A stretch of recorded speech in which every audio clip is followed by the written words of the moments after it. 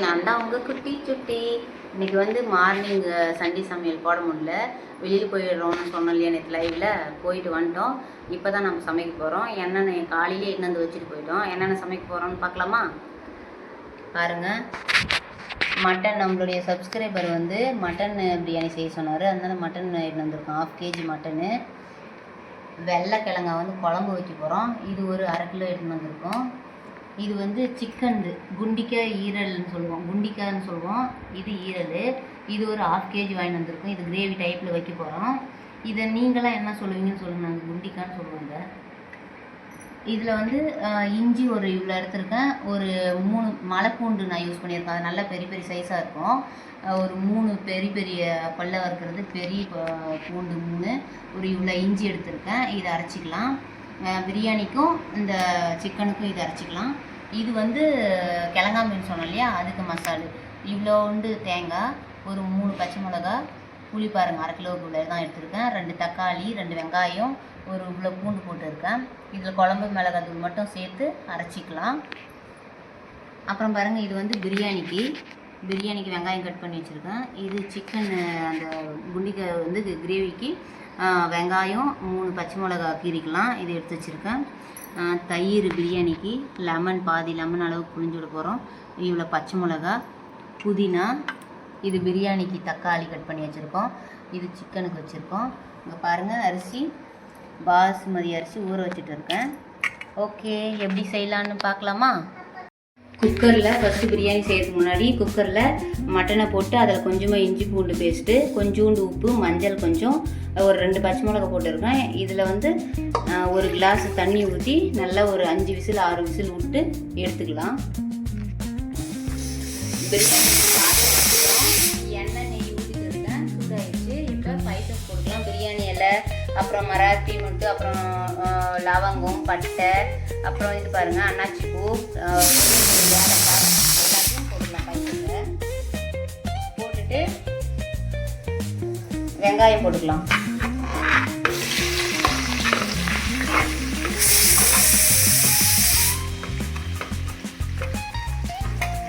வெங்காயம் நல்லா வதங்கட்டும். இதில் வெங்காயம் வந்து நல்லா பொன்னிறமாக வரணும். எவ்வளோக்கு எவ்வளோ நம்ம பொன்னிறமாக வதக்குறோமோ அவ்வளோக்கு பிரியாணி டேஸ்ட்டாக இருக்கும். இது ஒரு பக்கம் நல்லா வதங்கட்டும். அப்படியே நம்ம சிக்கனுக்கு பார்க்கலாமா? ஒரே ஒரு பட்டை, ஒரு லவங்கம் போட்டுருக்கேன். கடுகு சீரகம் கொஞ்சமாக போட்டுருக்கேன். இதில் வந்து நம்ம வெங்காயத்தை சேர்த்துக்கலாம். வெங்காயம் வதங்கட்டும். அப்புறம் இஞ்சி பூண்டு சேர்த்துக்கலாம். மீன் குழம்புக்கு வானம் வச்சுட்டு எண்ணெய் ஊற்றி கடுகு சீரகம் வெந்தயம் போட்டால் பொரிஞ்சிருச்சு. இப்போ வந்து நம்ம மசாலா ஆட்டி வச்சுருக்கோம் இல்லையா, இந்த மசாலாவை வந்து எண்ணெயோடு சேர்த்திக்கலாம்.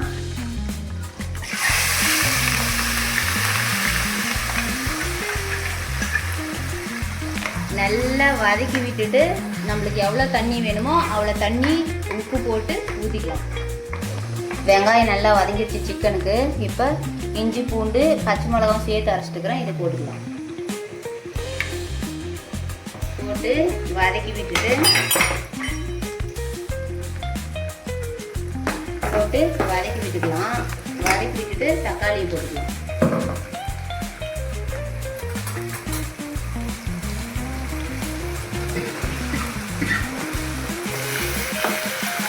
இதில் கொஞ்சமாக உப்பு போட்டு நல்லா வதக்கிட்டுலாம். தக்காளி நல்லா வதங்கினதுக்கு அப்புறமா நம்ம சிக்கனை போட்டுக்கலாம். வெங்காயம் நல்லா பொன்னிறமாக பிரியாணிக்கு வதங்கிடுச்சு. இப்போ தக்காளி சேர்த்துக்கலாம். தக்காளி ஒரு பாதி அளவுக்கு மேலே வெந்ததுக்கு அப்புறமா நம்ம இஞ்சி பூண்டு சேர்த்துக்கலாம், இல்லைன்னா அடி பிடிச்சிடும். அதனால் இதை வந்து நம்ம நல்லா வதக்கி விட்டு உப்பு போட்டு நல்லா வேக வச்சுட்டு பாதி அளவுக்கு வெந்ததுக்கப்புறம் இஞ்சி பூண்டு பேஸ்ட்டு புதினாலாம் சேர்த்துக்கலாம். சிக்கனுக்கு எல்லாமே வெங்காயம் தக்காளி இஞ்சி பூண்டெல்லாம் நல்லா வதங்கிடுச்சு. இப்போ இந்த குண்டிக்காய் எல்லாம் சேர்த்துக்கலாம். இது நல்லா வதக்கி விட்டுட்டு தனியா தூள் கொஞ்சமாக, அதுக்கப்புறம் சிக்கன் தூள் கொஞ்சம், குழம்பு மிளகாய் தூள் போட்டுட்டு கிரேவிக்கு எவ்வளோ தண்ணி வேணுமோ அவ்வளோ ஊற்றிக்கலாம். மீன் குழம்புக்கு தண்ணி ஊற்றிட்டேன். நான் இவ்வளோ அளவுக்கு தண்ணி எடுத்துருக்கேன். ஏன்னா நம்மளுக்கு நைட்டுக்கும் குழம்பு வேணும். வெள்ளை சோறு செஞ்சு அதை சாப்பிட்டுக்கலாம். உப்பு போட்டு இவ்வளோ தண்ணி ஊற்றிருக்கேன். இது நல்லா கொதித்து எண்ணெய் பிரிஞ்சு வரும்போது நம்ம மீனை போட்டு எடுத்துக்கலாம்.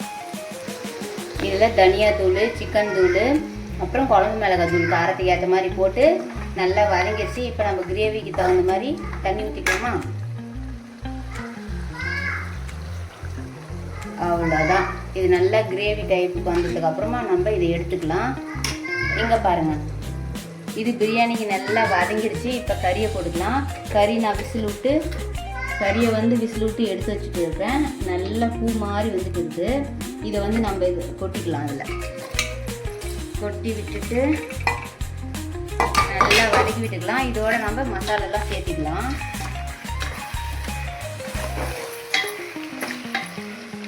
இதில் மட்டன் மசாலா கொஞ்சம், அப்புறம் பிரியாணி மசாலா கொஞ்சம், தனியா தூள் இது சேர்த்துட்டு கொஞ்சமாக மிளகாய் தூள் நம்ம காரத்துக்கு ஏற்ற மாதிரி போட்டு,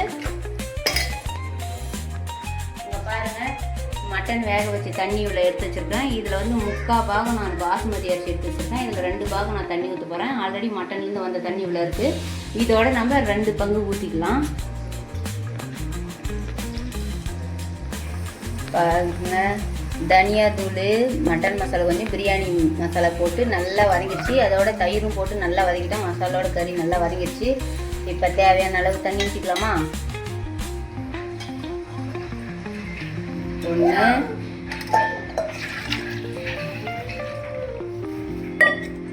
2 அவ்வளோதான். இதில் 3/4 இவ்வளோ தான் அரிசி எடுத்துருந்தேன். இதில் 2 பங்கு நம்ம தண்ணி ஊற்றிக்கணும். இதை நல்லா கலக்கி விட்டுட்டு உப்பு காரம் செக் பண்ணிக்கலாம். செக் பண்ணிவிட்டு லெமனும் புளிஞ்சு விட்டுட்டு நல்லா கொதி வந்ததுக்கப்புறமா அரிசி போட்டு எப்படி வந்திருக்கு பிரியாணின்னு பார்க்கலாம். மீன் குழம்புக்கு நல்லா எண்ணெய் பிரிஞ்சு வந்துருச்சு. இப்போ ஒவ்வொரு பீஸாக போட்டுக்கலாம். இது நல்லா மீன் வெந்ததுக்கப்புறமா ஆஃப் பண்ணிக்கலாம்.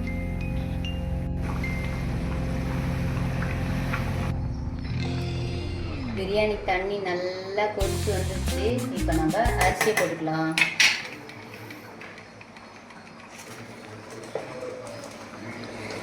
அரிசி போட்டுட்டு அடிக்கடி கலக்கி விட்டுனே இருக்கக்கூடாது. ஒரு முறை கலக்கி விட்டுட்டு அப்பப்போ மட்டும் தண்ணி கொஞ்சம் வத்தா வரைக்கும் மட்டும் அப்பப்போ மட்டும் கலக்கி விடணும்.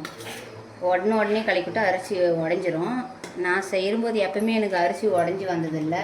அப்படியே முழு அரிசியாக தான் இருக்கும். நான் செஞ்சுட்டு உங்களுக்கு காட்டுறேன். வெந்து வரட்டும், எப்படி வந்திருக்குன்னு பார்க்கலாம். பிரியாணி, மட்டன் பிரியாணி. அரிசி போட்டோம் இல்லையா, தண்ணி இந்த அளவுக்கு சுண்டி வரும்போது நம்ம சிம்மில் ஒரு 5 நிமிஷம் அப்படியே சிம்மில் வச்சிடலாம். அப்புறமா எப்படி வந்திருக்குன்னு பார்க்கலாம். சிம்மில் வச்சிடலாம். சரி, இப்போ எப்படி வந்திருக்குன்னு பார்க்கலாமா?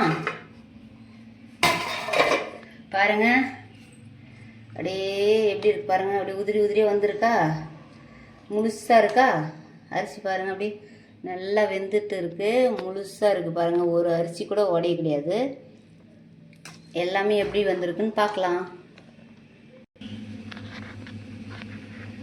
வெள்ளை கிழங்கா மீன் குழம்பு, நம்ம சப்ஸ்கிரைபர் கேட்ட மட்டன் பிரியாணி, சிக்கனோட ஈரல் குண்டிக்கான்னு சொல்லுவாங்க அது, வெள்ளரிக்காய், வெங்காயம் கட் பண்ணி வச்சுருக்கோம். இது எல்லாமே உங்களுக்கு விலாகாக வந்துடும். எடுத்துட்டோம், பின்னாடியே வந்துடும், உங்களுக்கு போட்டுருவோம். பார்த்துட்டு நீங்களும் அதே மாதிரி செஞ்சு பாருங்கள். நம்ம சப்ஸ்கிரைபர் மட்டன் பிரியாணி செய்ய சொல்லி கேட்டாங்க. அவருக்காகவே செஞ்சுருக்கோம். பார்த்து அதே மாதிரி செஞ்சு சாப்பிட்டு பாருங்கள் எப்படி வந்திருக்கோம். உங்களுக்கு எப்படி வருதுன்னு சொல்லுங்கள் கமெண்ட்ஸில். அவ்வளோதான் ஃப்ரெண்ட்ஸ். இந்த ரெசிபியெல்லாம் உங்களுக்கு பிடிச்சிருந்தாக்க கமெண்ட் பண்ணுங்கள், ஷேர் பண்ணுங்கள், லைக் பண்ணுங்கள். அதே மாதிரி சப்ஸ்கிரைப் பண்ணாதவங்க சப்ஸ்கிரைப் பண்ணிக்கோங்க. அடுத்த வீடியோவில் பார்க்கலாம். இன்றைக்கி சண்டே ஸ்பெஷல் இவ்வளோ தான். ஓகே, பாய்.